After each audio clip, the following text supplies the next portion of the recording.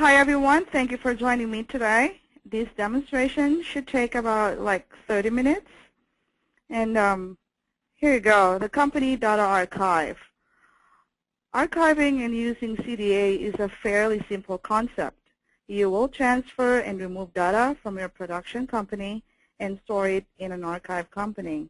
So after removing this data, hence reducing your number of gigabytes in your live company, you will see improvements in performance.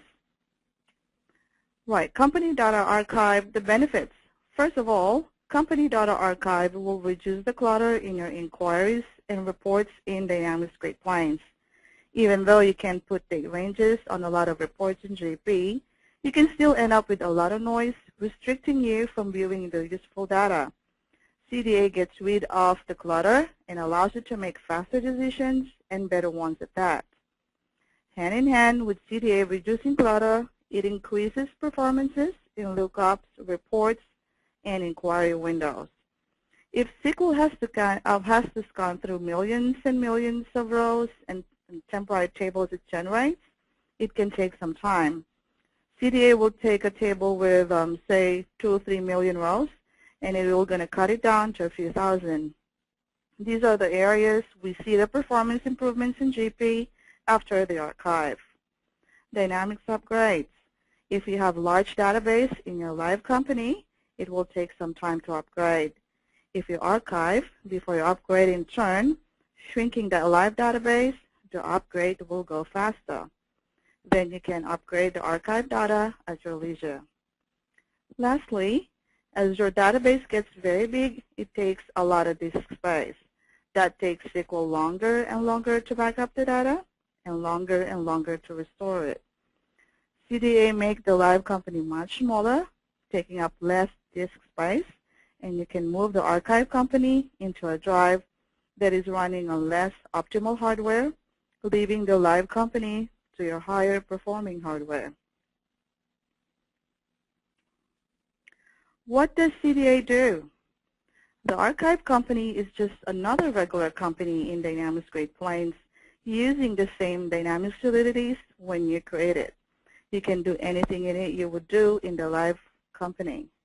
You can generate reports, use inquiry windows, smart lists, etc., just like in the production database. CDA allows you to select which modules to archive and their cutoff dates. For example, if you want to keep like 3 years of your sales order processing data, but 5 years general ledger transactions, you can slice it that way. It gives you lots of flexibility. Master data is optional.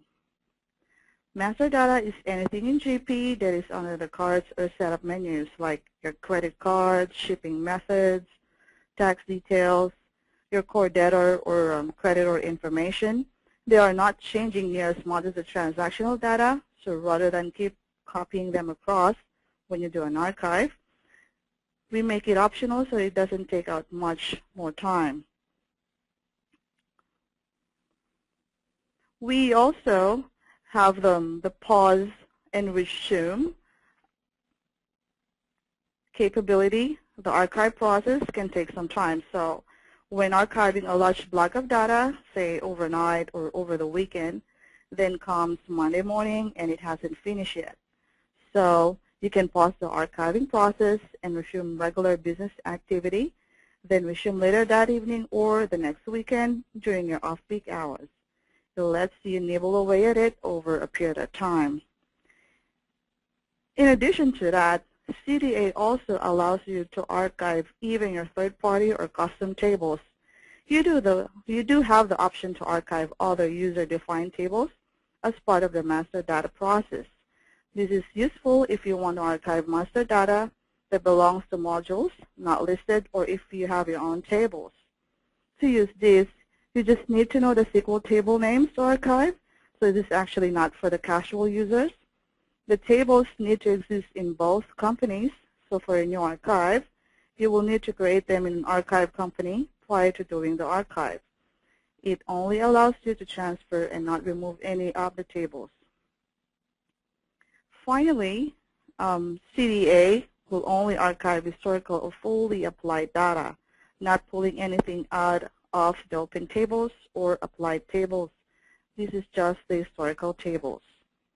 Only documents that are fully applied can be archived. For example, let's say if I enter a document, let's say last month with document data of last month, and there's no cash receipts applied to it, it won't be archived even if it falls after the archive date. All related documents must be after the archive date or beyond the archive date. Let me just reiterate that CDA also works with Dynamics GP version 9.0, 8.0, and even the later versions. Okay, let me show you how Company Data Archive works. Let me just switch on to my GP here. So I am now here, just pull it down. I'm now here with my Fabricom company, which is a test company. Okay, Company Data Archive pre and post tools. This company index info window allows you to get more information about the fragmentation of the tables or indexes in the current company database. So you will be able to see those. And the email button right there, you can use the email button to generate an email that contains the Microsoft recommended SQL script to run to optimize the indexes.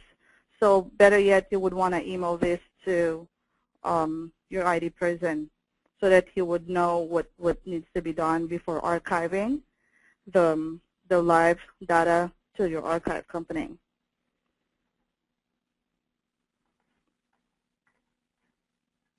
We also have the Company Data Archive install. Company Data Archive is very easy to install. You just need to drop or install 3 files in your Dynamics GP folder. Click 2 buttons and you're up and running. Company Data Archive registration. This is where you will register the software. You can get some administrative restrictions as well from this particular window. You can set a minimum of your cutoff date, restricting users from removing only, and the options use a single transaction as well. As you can see, I have here the allow remove without transferring as a tick box, but it is recommended not to tick that so that users won't accidentally remove or purge transactions from your live company data to your archive company.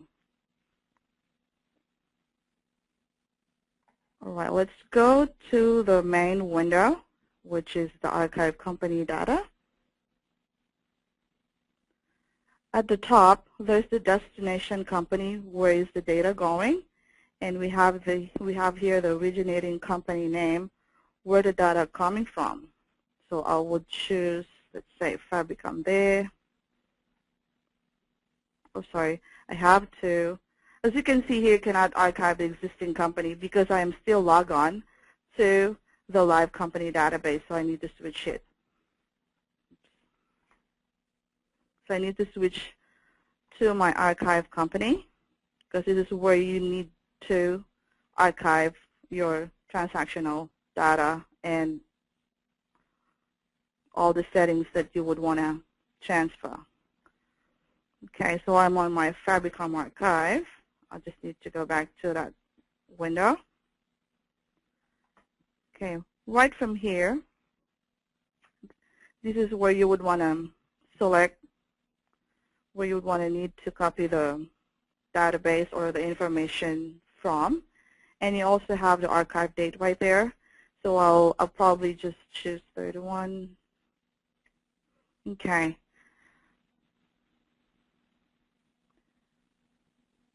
You also have the option to have or to archive information based on document date and GL posting date. We give you this choice because this is more of a business decision on your part on how you think where to find documents. If you go more of a calendar date, then people usually use the document date. But if you're more of a GL-centric, then you would want to use the GL posting guide for that. So you have all those options. Then you have all the modules right here on the left. So you want to archive, you have all the options to transfer and remove. Transfer basically means copying transaction from your live company to your archive. So it won't going to remove anything at all. If you both have transfer and remove, then it will copy over the transaction from your live company to the archive and then removing the transaction from your live company. If you just want to remove, then it's basically purging the transaction from your live company, and it will not in any way transfer the transaction to your archive company. So we need to make sure that this is actually restricted. So if I hit that, are you sure you want to remove without transferring? Say no. Why I'm being asked for that? Because from my company data archive window, I have that option. So if I untick that, I hit OK, and I want to go back to that window.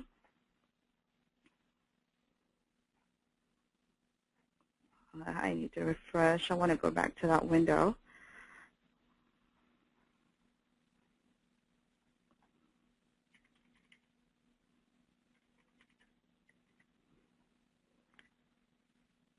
Then I have that option, remove only is not allowed.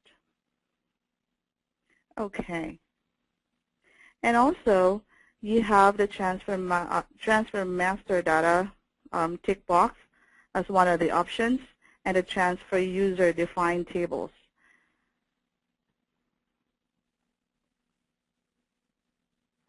All right. Transfer user-defined tables window will allow you to enter user-defined tables, or like your custom tables, to be archived, as I stated earlier. You can enter the exact table name, or let's say I could enter MFG00100. So that means it'll just going to transfer the table from live to your archive company, just this particular table. But if I want all tables that begins with MFG, then I can use the wildcard. This way, you just basically telling the system, transfer all the tables or remove the tables from the live company database to your archive company. Okay. You also have the option to disable triggers. Triggers have caused problems in the past with archives failing. Turning this option on disables the trigger in the archive database, does the archive, and then enables the trigger. This applies to master data only. You know, SQL tables or SQL triggers are often used to do additional validation or create rows in other tables. By turning them off, those rows in additional tables won't going to be created. This option may be paired with the user-defined tables to move the data without causing the archive process to fail. So I'm just going to be using, let's say, for example, let's say my sales transaction. So if I click on preview, the preview gives you an idea based on the archive date on how much data is going to be transferred. As you play with this date, you can see how the numbers change right there. This gives you an idea on how much data you're going to archive. If you have a long weekend, you can come here and do like 2 years and play around with it. So I'll hit OK. I click the process.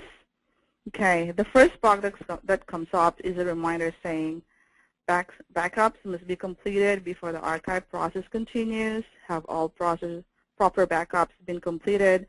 So is this just basically telling you, are you sure you already have a backup? Yes, I do. So I just click on complete. I've done my backups. Right. So it's going to give you option to print all those reports. So I'll just print it on screen, and we're going to look at them later.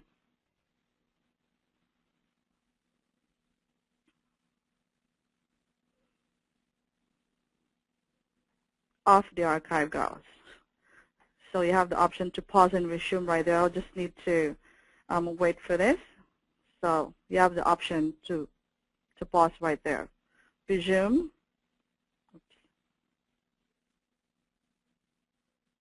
Oh, sorry about that. So these are one of the reports that will come up. This is more of a table information, what records that got transferred and got removed. And on the other report, this is basically like a detailed information for each of the tables.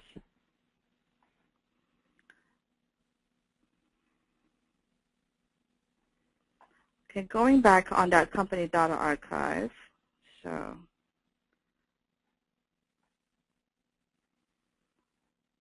let's say I want this time the payables management. So again, sorry.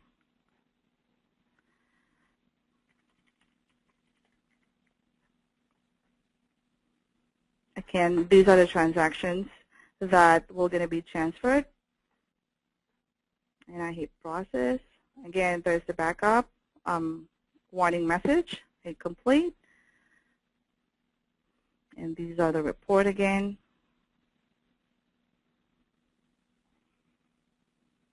There goes my archive. I just need to wait for this. All right, I just want to reiterate this, so I just pause that. Let's say I just want to close the window. I hit cancel, X out of it, and then later that day I want to just resume, or I have that option. I just want to start over or probably new archive. So you're going to have this option.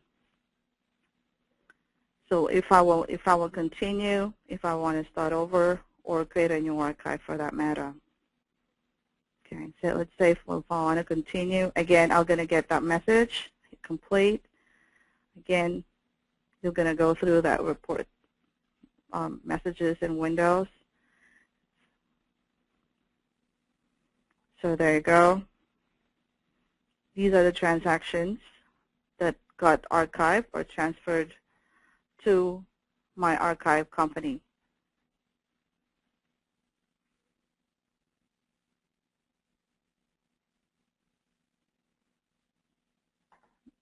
Okay. So this is more of a detailed information right there.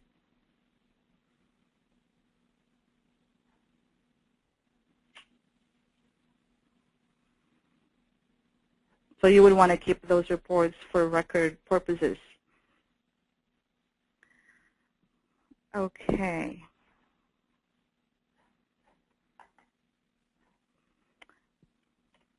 All right. After you archive, you can get some additional reports, as we showed you earlier, regarding the transactional data that came across and report of the data that did transfer or not fully applied. So we have added a few windows in Company Data Archive, which basically copies of GP windows, but we had added some more options. So from this particular window, this particular slide, as you can see, there's the archive document status. This is what we call wallet archive window, because you were wondering, I have probably 10 records that's supposed to be archived, but it's still sitting in my live database. Why? What happened? Then I could actually go back to this particular window and could trace back. So, and it's going to give you a reason. Oops, there's one here saying it is after the cutoff date.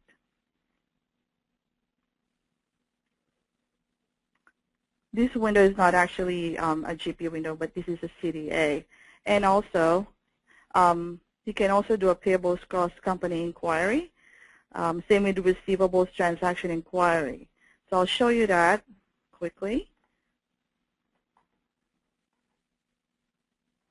So I go inquiry, purchasing, transaction by document. Let's say, for example, this one. Click on document number.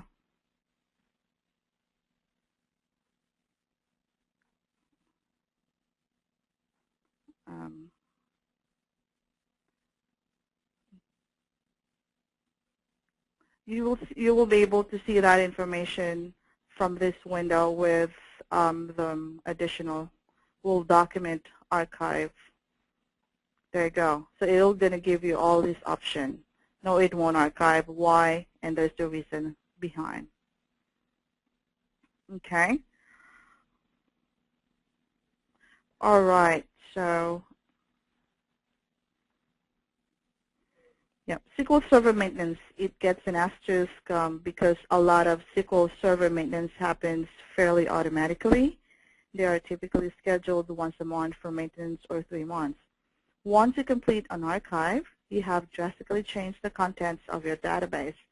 So things like indexes and other various low-lying bits of SQL need to be transferred, or need to be refreshed to really take advantage of that cleaning of the house, so to speak. So you can open up the jobs manually and run them, or contact your database administrator or your IT person and say, within an archive last night, can you go and update statistics and other SQL maintenance job? Then again, you need to go to the CDA pre and post archive window. I'll show you that real quick right from here. And then you can send it straight away to your IT person.